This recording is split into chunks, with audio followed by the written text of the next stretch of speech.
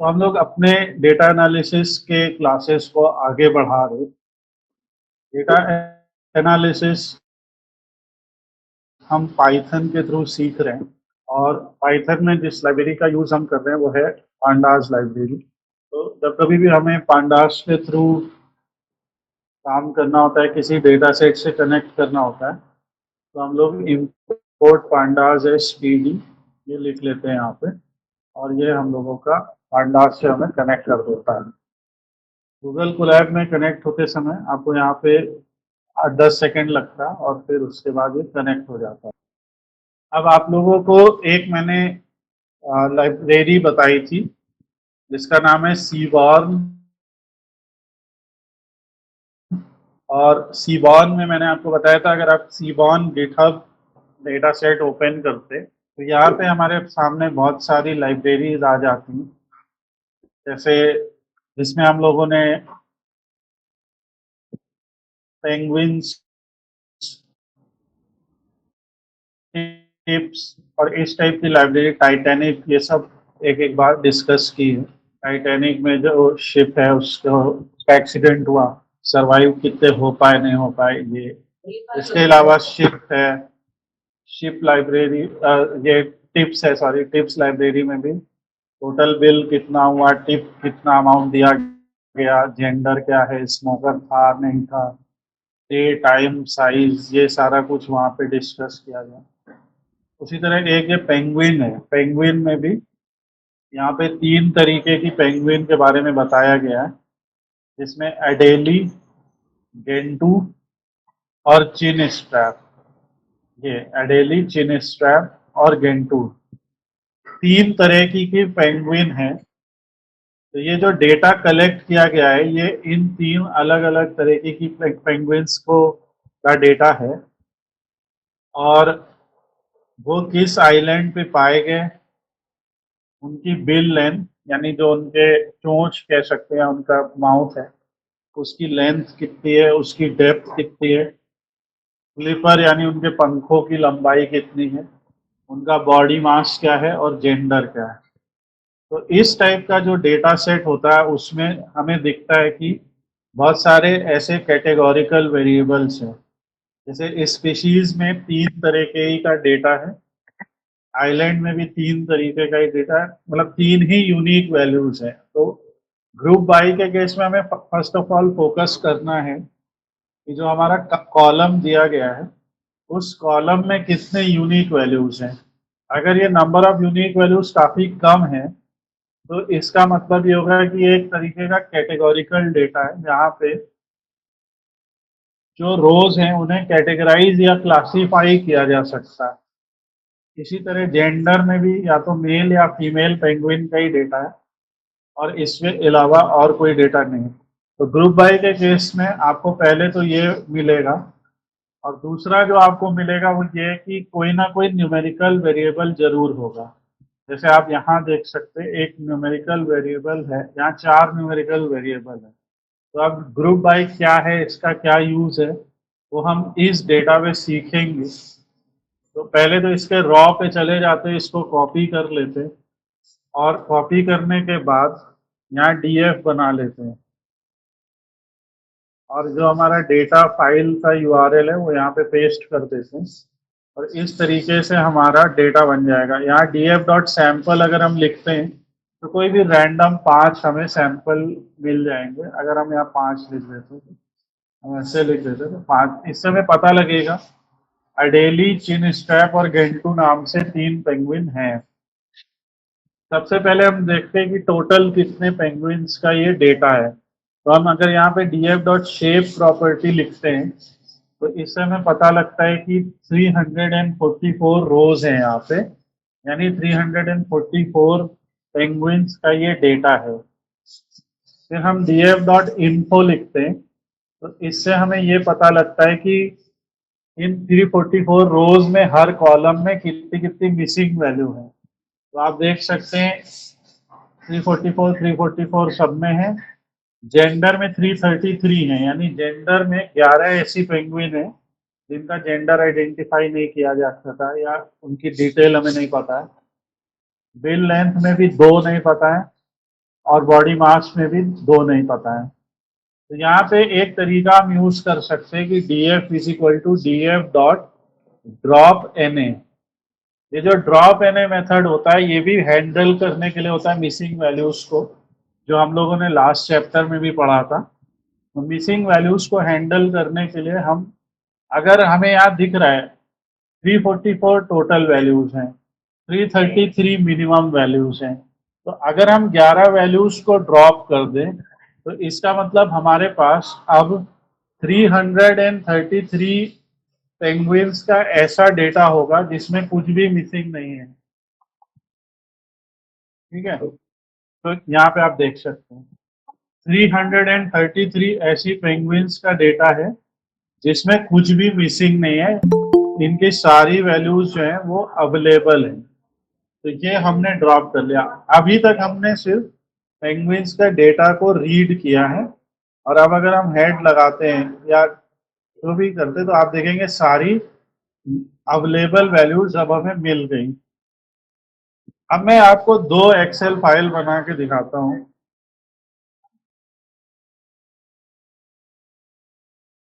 मैं आपके सामने 2 एक्सेल फाइल्स बनाऊंगा, सैंपल डेटा होंगे, आप बताइएगा दोनों में आपको क्या अंतर नजर आता है।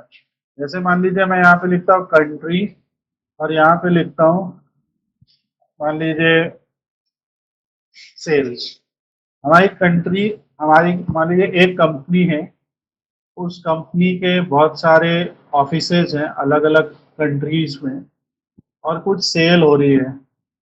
जैसे इंडिया में उनकी 452 लाख रुपए की सेल हुई, या जो भी इसको कह सकते, 4,52,000 की हुई, जो भी आप इसको मानिए। यूएसए में उनकी 3,23,000 की सेल हुई, और ऑस्ट्रेलिया में उनकी 145 की सेल हुई, और मान ले एक और ले लें यूके में उनकी, टोटल यूके में उनकी 560 की है। तो इंग्लैंड लिख लेते हैं यूके की जगह। तो ऐसा हो गया 160। ये एक डेटा है, इसको ध्यान से देखिएगा। अब इसके बाद हम एक और डेटा बताते हैं आपको। एक और शीट खोलते हैं, यहाँ पे भी कंट्री और सेल है। यहाँ पे हम ऐसे लिखते हैं। अब यहाँ पे एक कॉलम और ईयर का जोड़ देते हैं। मान लो ये 2016 है, ठीक है। और अब यहाँ पे 2016 इसी को हम कॉपी कर लेते हैं।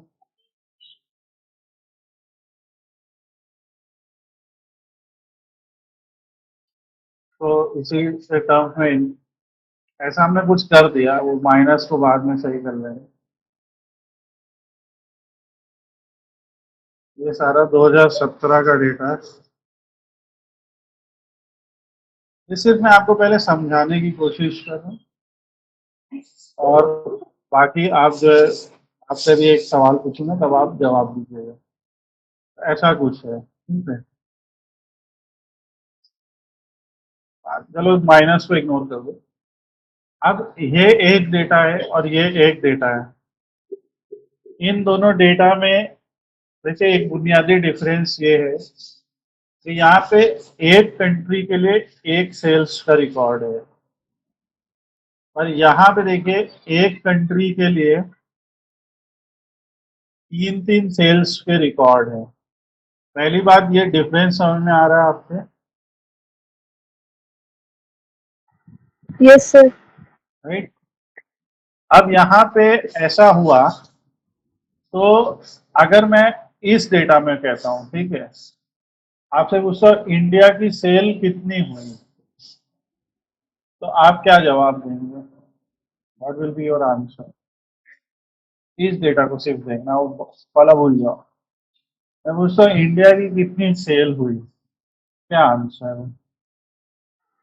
सिंपल सा है, 452। 452, राइट, सिंपल सा आंसर। पर अगर यहाँ पे आते हैं, मैं पूछता हूँ इंडिया की कितनी सेल हुई, इग्नोर द माइनस साइन, तो आपके हिसाब से क्या सेल होगी? आप क्या करेंगे अगर मैं इंडिया की सेल पूछता हूँ, तो आपका इस डेटा एनालिसिस करने के लिए क्या अप्रोच होगा? सर इंडिया की सेल्स जहाँ पे भी दिख रही हैं उनको टोटल कर देंगे। टोटल कर देंगे यानी सम कर देंगे, राइट? Yes sir. यानी कि अगर मैं ये सेलेक्ट कर लूँ, ये सेलेक्ट कर लूँ, ये सेलेक्ट कर लूँ, तो जो सम आ रहा है यहाँ पे 873.6, ये आपका आंसर होगा, राइट? तो आपने एक्चुअली में पता है क्या किया है? आपने कंट्री को पहले यूनिक बनाया, राइट? है ना? आपने यस सर। कंट्री को यूनिक बनाया यानी आपने ग्रुप कर दिया। जब आप ग्रुप कर देते हैं तो यूनिक बन जाता है, ऐसा आ जाता है। और जब हम ग्रुप बाई करते हैं ना, जब किसी चीज का ग्रुप बनाते हैं, तो फिर एक एग्रीगेट फंक्शन लगाया जाता है। एक सेकंड होल्ड कीजिए।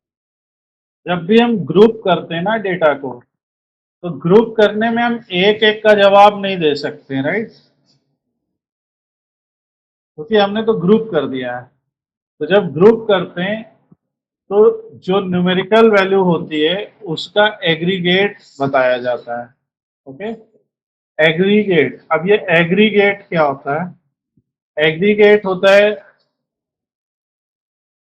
एसक्यूएल हो चाहे पेंडास का ग्रुप बाई हो, या कहीं पे भी एग्रीगेट फंक्शंस जो होते हैं वो हमारे होते हैं मिनिमम, मैक्सिमम, काउंट, मीन या एवरेज, ठीक है, सम, और इसके अलावा वेरिएंस और स्टैंडर्ड डेविएशन एक्सेट्रा। ये सारे कुछ एग्रीगेट मेजर्स होते हैं या एग्रीगेट फंक्शंस होते हैं, ठीक है? ये याद रखिएगा। हम गूगल से भी पूछते हैं what are aggregate functions in SQL, ऐसे पूछते हैं। तो देखिए यही बता रहा है ना, count, maximum, count big, checksum, average.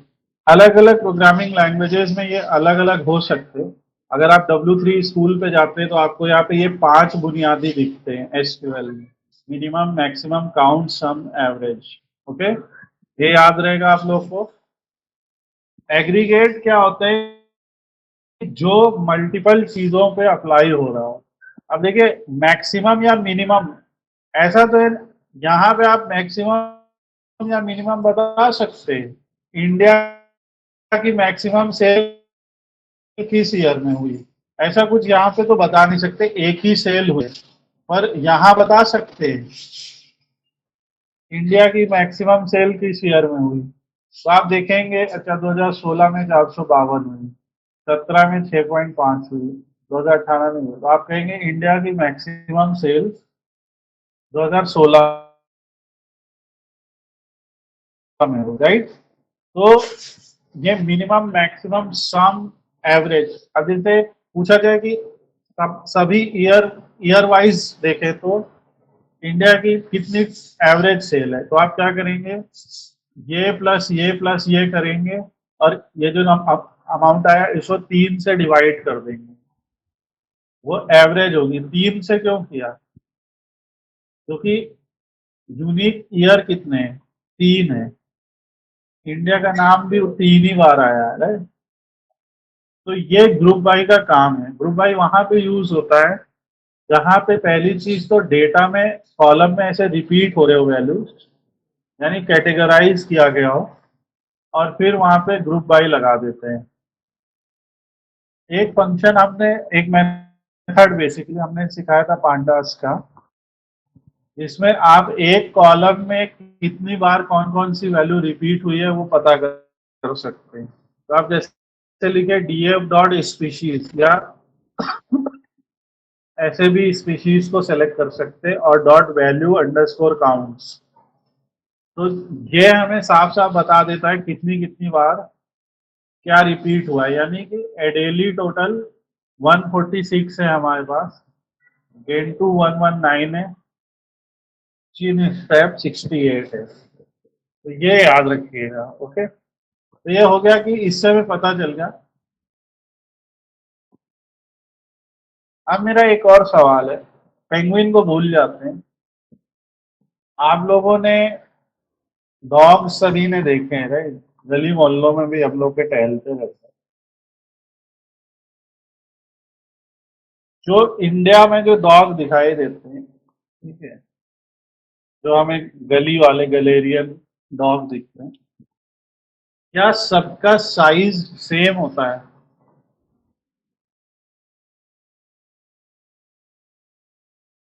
No आपने सर। जितने, है ना, ऐसा क्या है कि जितने भी आपने डॉग देखे, ऐसा तो नहीं है सबका साइज सेम है।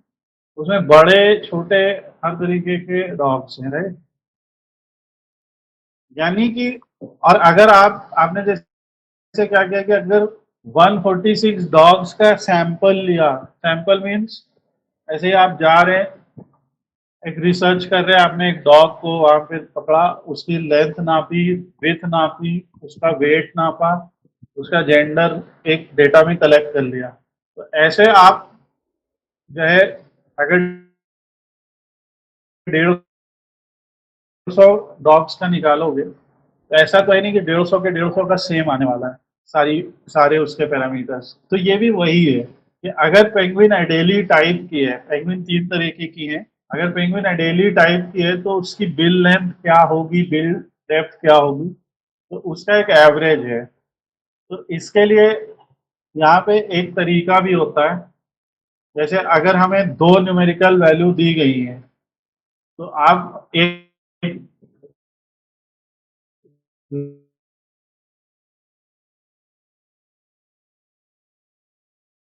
सीबॉर्न एज एसएनएस, याद रखिएगा, सीबॉर्न एज एसएनएस, यानी सीबॉर्न लाइब्रेरी को इंपोर्ट किया है एसएनएस बुला के, और एसएनएस में एक रेल प्लॉट होता है, के बीच में हम रिलेशनल प्लॉट बनाते हैं। एक्चुअली मैं ये पढ़ा चुका हूँ पहले, इसके बारे में पहले मैं बताया था, मैंने बताया था सर। इसमें एक्स वाई और डेटा 3 पैरामीटर तो मस्ट है। तो डेटा बराबर डीएफ ऐसे लिख देना। तो ये पहले तो हम लोगों को एक ऐसा ग्राफ दे देगा। ओके, इस ग्राफ को देख के हमें पता लग रहा है कि हाँ, कुछ तीन यहाँ पे हमें ग्रुप्स नजर आ रहे हैं। अगर हम बिल डेप्थ की जगह पे जैसे इसको, इस डेटा को और ज्यादा वैसे कर ले कि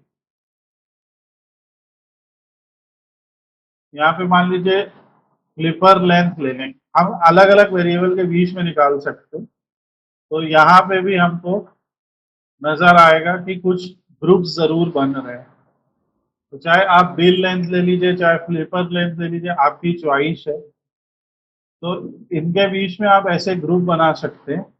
और इसमें एक तीसरा पैरामीटर होता है जिसे ह्यू कहते हैं, HUE। और ह्यू में आप उस पैरामीटर को रख दीजिए जिसमें कैटेगोरिकल डेटा है। तो यहाँ पे देखिए क्या होगा, ये देखिए, इस ग्राफ को हम नए इमेज में ओपन करते हैं तो यहाँ पे आपको समझ में आएगा कि एडेली जो है उसकी बिल लेंथ जो है वो 45 से हमेशा कम हो रही है, दिख रहा है। पर उसकी जो बिल डेप्थ है वो हमेशा 15 के ऊपर है। तो इनका एवरेज यहाँ कहीं आएगा ना, एकदम बीचों बीच, right, average of bill length, average of bill depth. तो वो एवरेज बिल लेंथ क्या है, एवरेज बिल डेप्थ क्या है, इस टाइप की चीजों को ही पता करने के लिए ये ग्रुप बाई फंक्शन आज हम पढ़ रहे हैं, या ग्रुप बाई मेथड पढ़ रहे हैं।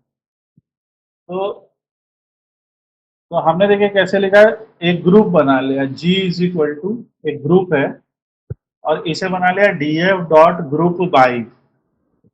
अब ग्रुप बाई में उस पर्टिकुलर कॉलम का नाम लिख दीजिए जिसको आपको, जिसके थ्रू ग्रुप करना है। जैसे आपको स्पीशीज वाइज ग्रुप बनाना है तो आप ऐसे बना लीजिए और फिर लिख दीजिए जी डॉट मीन।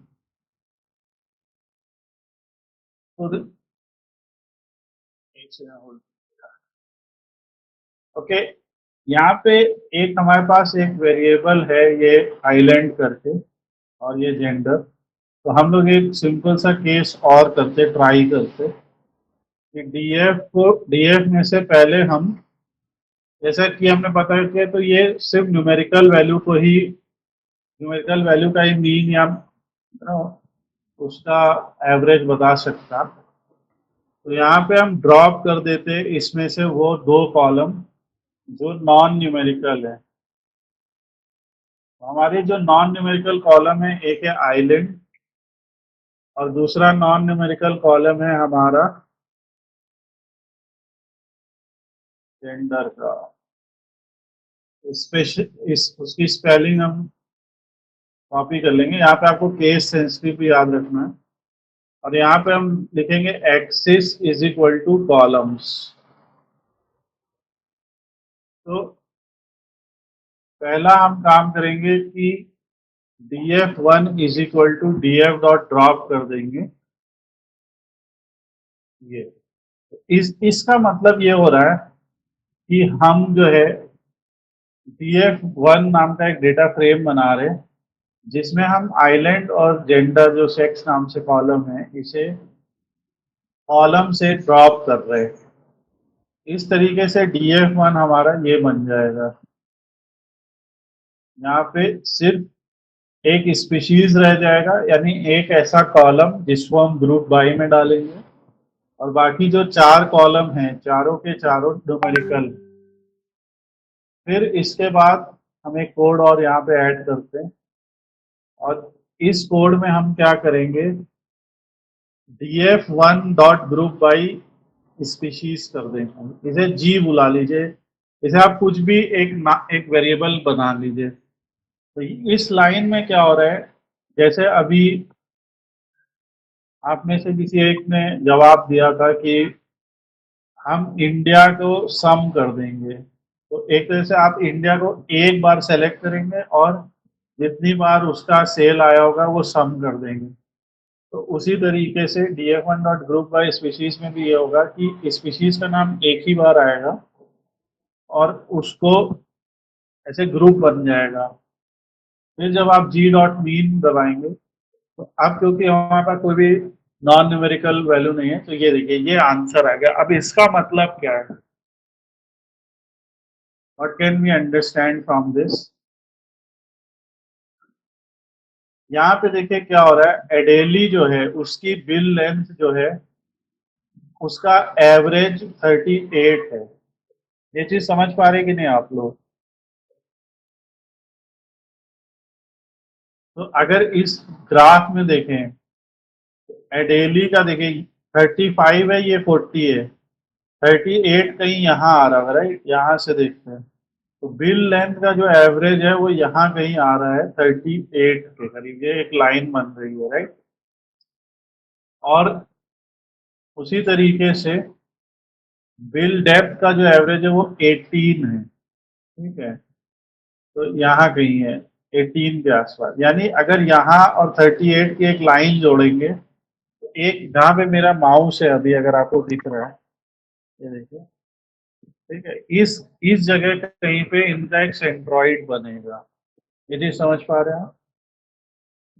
यानी कि ये जो ग्रुप है, तो इसका मतलब ये है कि ये जो एडेली पेंगुइन है एक ऐसी पेंगुइन है जिसको बिल डेप्थ और बिल लेंथ के आधार पे आइडेंटिफाई किया जा सकता है, क्योंकि इसकी एवरेज जो है वो यहाँ पे है, ठीक है। तो इस पॉइंट के आसपास अगर वो पेंगुइन की बिल लेंथ और बिल डेप्थ आती है एवरेज, तो हम उसको कहेंगे कि ये एडेली पेंगुइन है। अगर उसकी बिल लेंथ का एवरेज 50 के आसपास हो, जो कि अभी यहाँ दिखेगा अभी हमें, ये देखिए चीनी स्ट्रैप का 48 है और गेंटू का 47 है। तो चीन स्ट्रैप और गेंटू का बिल लेंथ तो बिल्कुल आस पास है, देखिए, राइट। केवल एक का ही डिफरेंस है, एक या दो का ही डिफरेंस है।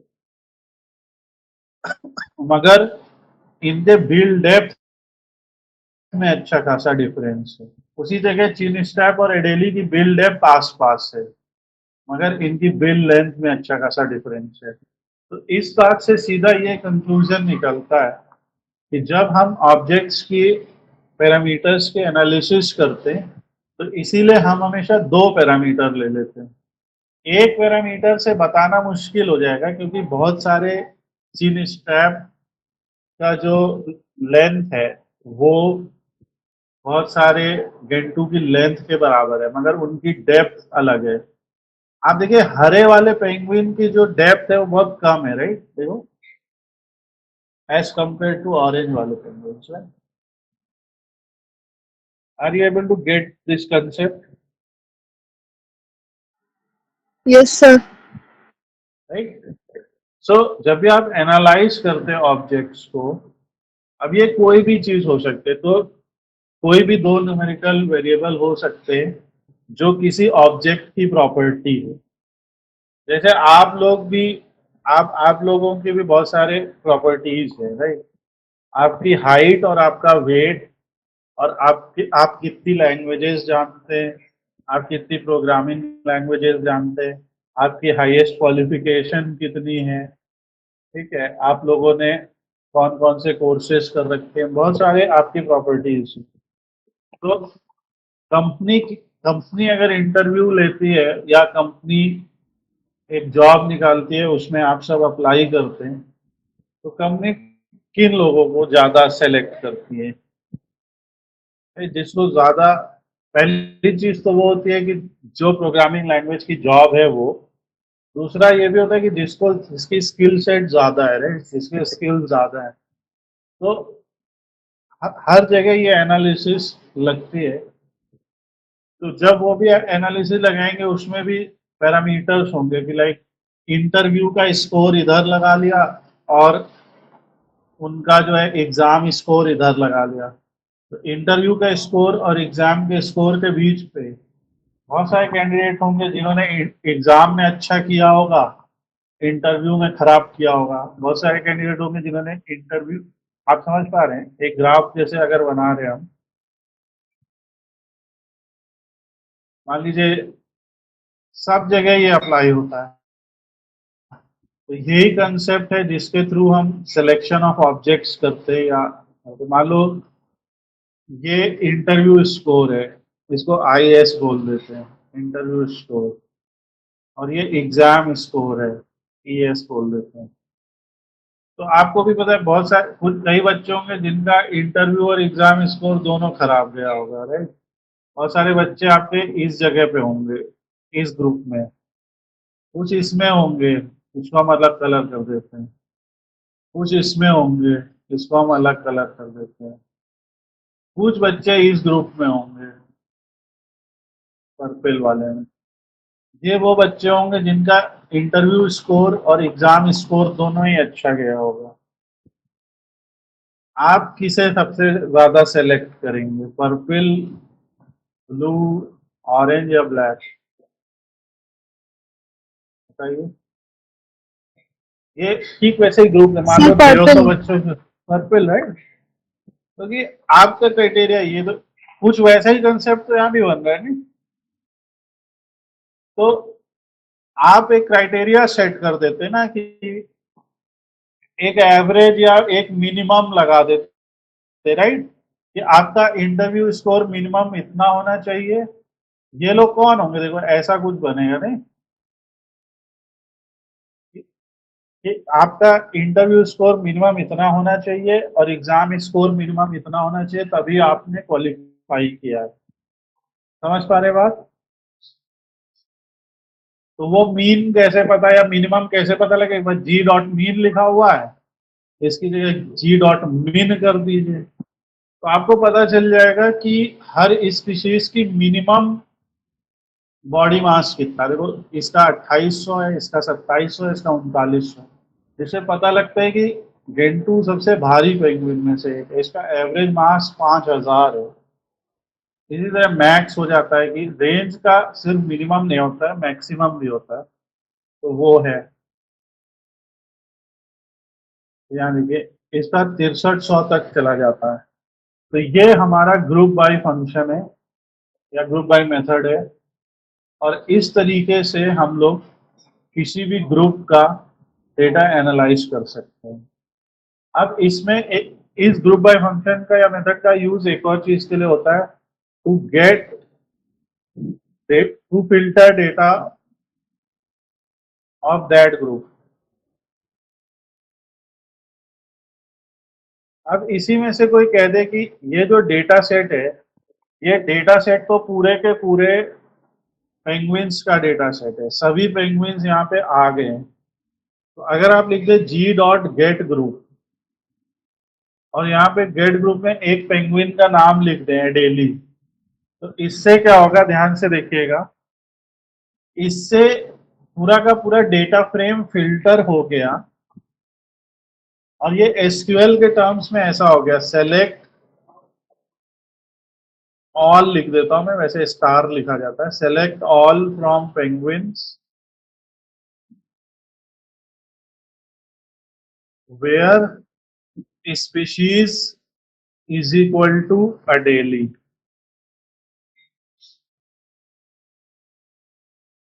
आप लोग ने कभी ना कभी जरूर एसक्यूएल में इस टाइप का कमांड लिखा होगा, तो select star from penguins where species is equal to Adelie. और नहीं भी लिखा है तो ये कॉमन तरीका है, या पेंगुइन हमारे टेबल का नाम है, स्पीशीज उस कॉलम का नाम है जिसके थ्रू हमें फिल्टर करना है, और ये वैल्यू लिख दी। तो ये गेट ग्रुप यही कर रहा है। तो ये बहुत बहुत इंपॉर्टेंट है और बहुत ट्रिक है छोटी सी। तो इस तरीके से अब आपने सारा का सारा एडेली ही उठा लिया है, और इसके अब आप इसमें कुछ भी एनालिसिस आगे अपनी बढ़ा सकते हैं। तो ये ग्रुप बाई में इस टाइप के मेथड्स का यूज होता है, मिनिमम मैक्सिमम। यहाँ पे आप ऐसे भी लिख सकते हैं जी डॉट एस टी टी, और इस टाइप की चीजें लिख सकते हैं। ये स्टैंडर्ड डेविएशन आ गया। स्टैंडर्ड डेविएशन में भी आप देख रहे हैं कि गेंटू में बिल डेप्थ में कम डेविएशन है, डेली में सबसे ज्यादा है। इसका मतलब ये होता है कि बिल डेप्थ जो है, यहाँ पे देखिए मिनिमम मैक्सिमम जो है, कहाँ से रेंज बहुत बड़ी है इसकी। जिसकी भी रेंज ज्यादा होगी उसका स्टैंडर्ड डेविएशन में आपकी नंबर ज्यादा दिखाई देगा, और जिसके में क्लोजली पैक्ड होगा,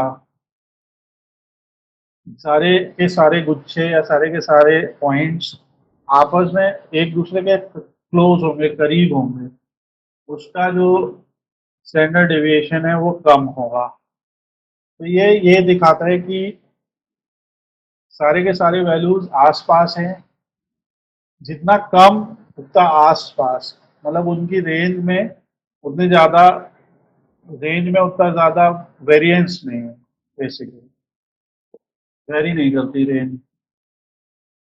अगर मान लीजिए सब एक ही पॉइंट के आसपास होंगे तो जो स्टैंडर्ड डेविएशन है उसकी वैल्यू या एसटीडी की बहुत कम हो जाएगी। तो ये हमारा चैप्टर है ग्रुप बाई, ये भी मैं शेयर कर देता हूँ।